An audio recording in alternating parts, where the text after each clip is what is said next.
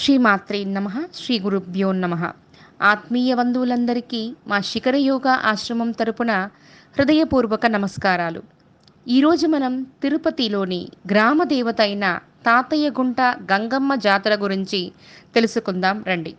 ఆంధ్ర రాష్ట్ర చరిత్రలో అతి ప్రాచీనం కలిగిన జాతర తిరుపతి తాతయ్యగుంట గంగమ్మ జాతర. 900 ఏళ్ల నాటి చరిత్ర కలిగినది ఈ గంగ జాతర. చైత్రమాసంలో మంగళవారం రోజున చాటింపుతో మొదలయ్యి 7 రోజులు ఒక్కొక్క రోజు ఒక్కొక్క విచిత్ర వేషధారణలతో చివరి రోజు అమ్మవారి విశ్వరూప దర్శనంతో జాతర సంబరాలు ముగుస్తుంది. ఈ 7 రోజులు తిరుపతి మొత్తం గంగమ్మ నామస్మరణలతో రకరకాల వేషధారణలతో అమ్మవారిని దర్శించుకుంటారు. బూతులతో అమ్మవారిని తిట్టడం విశేషం. గంగమ్మ తల్లి కలియుగ దైవమైన శ్రీ వెంకటేశ్వర స్వామివారి చెల్లెలు. గంగమ్మ యాదవరాజుల కులదైవం. ఆదిమశక్తి సంస్కృతికి ఆనవాలు గ్రామదేవత ఆరాధన. సాధారణంగా ప్రధాన దేవతలు మన ఇష్టదేవతలు ఎందరో ఉన్న గ్రామదేవతలు మాత్రం ఊరి పొలిమేరలో ఉంటూ ఊరిని ఊరి ప్రజలని సదా సర్వదా సంరక్షిస్తూ ఉంటారు. రోగాలు, దృష్టులు, దెయ్యాలు, భూతాలు, గాలి సోకుళ్ళ నుండి ప్రజలని కాపాడి గ్రామదేవతగా కొలువుతీరి ఉంటారు. ప్రజలందరూ భక్తితో ఏడాదికొక్కసారి జాతర పేరుతో అమ్మవారికి పొంగళ్ళు పెట్టి చీర, సారెలు, పసుపు, కుంకుమ, గాజులు, పువ్వులు సమర్పించి రాగి అంబళ్ళు పోసి చాలా భక్తి శ్రద్ధలతో గంగమ్మని పూజించుకుంటారు. ఇంకొందరు కోళ్లను, పొట్టేళ్లను బలి ఇచ్చి తమ తమ మొక్కులు తీర్చుకుంటారు. తమ పిల్లా పాపలు చల్లగా ఉండాలని భక్తి శ్రద్ధలతో అమ్మవారిని పూజించుకుంటారు. తిరుపతి సమీపంలో అవిలాల అనే గ్రామం ఉంది. గంగమ్మ పుట్టిన ఊరు అవిలాల. మొదట అవిలాలలోనే గంగ జాతర జరుపుకుంటారు. అవిలాల ఊరి ప్రజలు గంగమ్మని తమ బిడ్డగా భావిస్తారు. అవిలాల ఊరి పెద్దలచే అమ్మవారికి పసుపు కుంకుమలు, సారెలు, చీరలు అమ్మవారికి తీసుకొస్తారు. తీసుకొచ్చిన రోజు మంగళవారం అర్ధరాత్రి గంగ జాతర చాటింపుతో మొదలవుతుంది. ఇలా చాటింపు వేసిన తరువాత ఊరి ప్రజలు ఊరి పొలిమేర దాటకూడదు, దాటినా ఆ రోజు సాయంత్రానికల్లా వారు ఇళ్ళు చేరుకోవాలని నియమాలు ఉంటుంది. తిరుపతి నగరం కాలక్రమేణా వృద్ధి చెందుతూ ఈరోజు తిరుపతి జిల్లా స్థాయికి చేరుకుంది. తిరుపతి ఆర్టీసీ బస్టాండ్ సమీపంలో ఉన్న గంగమ్మ దేవాలయం తాళపాక గంగమ్మ దేవాలయంగా ప్రతీతి. వెంకటేశ్వర స్వామివారికి సంకీర్తనలు ఎన్నో చేసిన శ్రీ అన్నమాచార్యుల వారు తన స్వగ్రామమైన తాళపాకం నుండి తిరుపతికి వచ్చారు.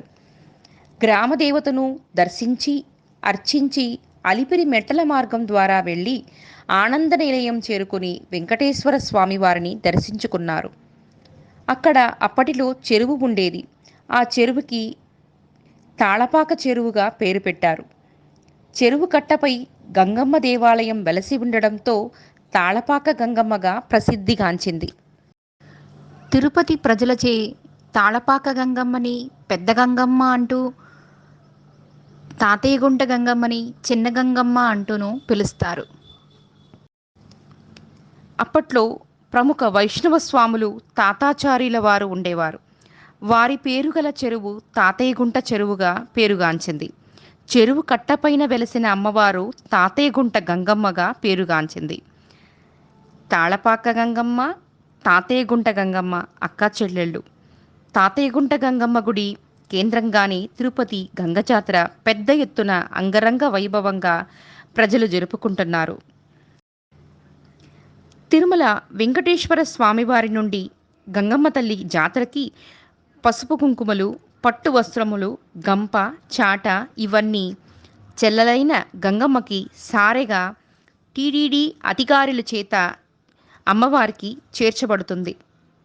జాతర మొదలైన రోజు నుండి భక్తులు ఒక్కొక్క రోజు ఒక్కొక్క వేషంతో అలంకరించుకొని అమ్మవారిని దర్శించుకొని మొక్కులు తీర్చుకుంటారు.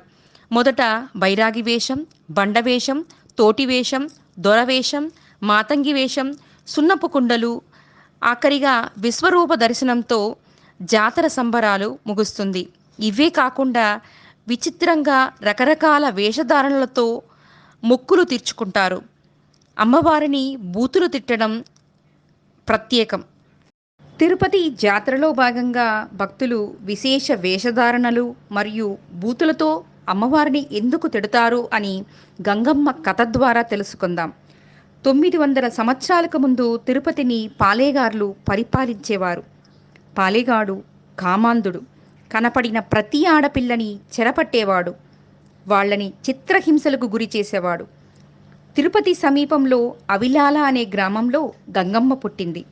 అమ్మవారు పెరిగి పెద్దయ్యి ఎంతో చూడచక్కగా, అందంగా, సుందరంగా, సౌందర్యవతిగా ఉండేది. ఒకరోజు పాలేగాళ్ళ కళ్ళు గంగమ్మ మీద పడింది. గంగమ్మని చెరపట్టపోతాడు. అప్పుడు అమ్మవారు ఉగ్రరూపం దాలుస్తుంది. ఉగ్రరూపాన్ని చూసి భయపడి పాలేగాళ్ళు పారిపోతాడు. పాలేగారిని వెతకడం మొదలు పెడుతుంది. తనని గుర్తుపట్టని విధంగా రోజుకొక్క వేషం దాల్చి వీధిలో తిరుగుతూ వాడి ఆచూకీ వెతకాలని అనుకుంటుంది. రోజుకొక్క వేషం చొప్పున వేషం ధరించి బూతులు తిడుతూ వీధుల మీద తిరగడం విశేషంగా కనపడుతుంది. ఎంత వెతికినా వాడి ఆచూకీ దొరకకపోవడంతో శనివారం దొరవేషం వేసుకుని పాలేగాణ్ణి చంపాలనుకుంటుంది. దొరవేషం వేసుకుని రాగానే తమ దొర వచ్చాడని భావించి పాలేగాడు బయటికి వస్తాడు. వచ్చి రాగానే గంగమ్మ వాడి తల నరికి చంపేస్తుంది. ఆదివారం మాతంగి వేషంలో పాలేగారి భార్యని కరుణిస్తుంది. ఆ తరువాత సోమవారం జంగమ వేషంలోనూ, సాయంకాలం సున్నపు కుండల వేషంతోనూ వస్తుంది. మంగళవారం రాత్రి విశ్వరూప దర్శనంతో జాతర చేసుకుని జాతర ముగిస్తుంది. అప్పటిలో పాలేగారిని చంపడానికి గంగమ్మ ఏ ఏ వేషాలైతే వేసిందో దాన్ని గుర్తు చేసుకునే విధంగా భక్తులు కూడా ఆయా రోజుల్లో ఆయా వేషాలు వేస్తారని, ఇది ఆనవాయితీగా వస్తుందని చెప్పబడుతుంది. ఎవరికి తోచిన వేషాలు వాళ్ళు వేసుకుంటూ కళాకారులు నిత్య ప్రదర్శనలు చేసుకుంటూ మగవారు ఆడవారిలా అలంకరించుకుని అమ్మవారి దర్శనానికి విచ్చేస్తారు. తిరుపతి నగరం మొత్తం జన సంక్షేమంతో, రకరకాల వేషధారణలతో, మేళతాళాలతో, తాళాల తప్పెట్లతో, పలు విధమైన కళాకారుల నృత్య ప్రదర్శనలతో మారుమోగిపోతుంది. చిన్న పెద్ద, ఆడ మహా, ముసలి ముతక అనే భేదం లేకుండా అందరూ అమ్మవారి ఆశీస్సుల కోసం గుడి మొత్తం నిండిపోతారు. వారి వారి స్థాయికి తగినట్టు వారి వారి పూజా కార్యక్రమాలు చేసుకుంటారు.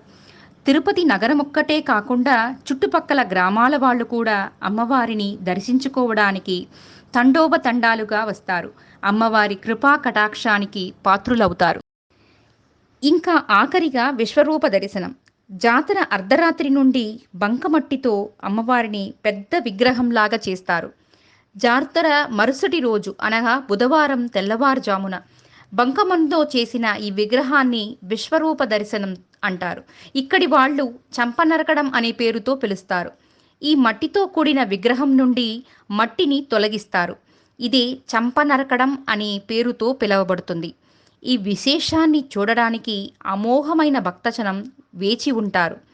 ఈ బంకమన్నుని అమ్మవారి ప్రసాదంగా భక్తులకు పంచిపెడతారు. ఈ తొలగించిన బంకమన్నుని తీసుకొని నీళ్ళల్లో కలుపుకొని తాగితే రోగాలు నయమవుతాయని భక్తుల నమ్మకం. ఇంకొంతమంది ఆ మట్టిని అమ్మవారి ప్రసాదంగా భావించి తమ తమ గృహంలో కూడా పెట్టుకుంటారు. ఇలా ఈ ప్రక్రియతో జాతర ముగుస్తుంది. తిరుపతి గంగమ్మ జాతర కన్నుల పండుగగా భక్తులు జరుపుకుంటారు.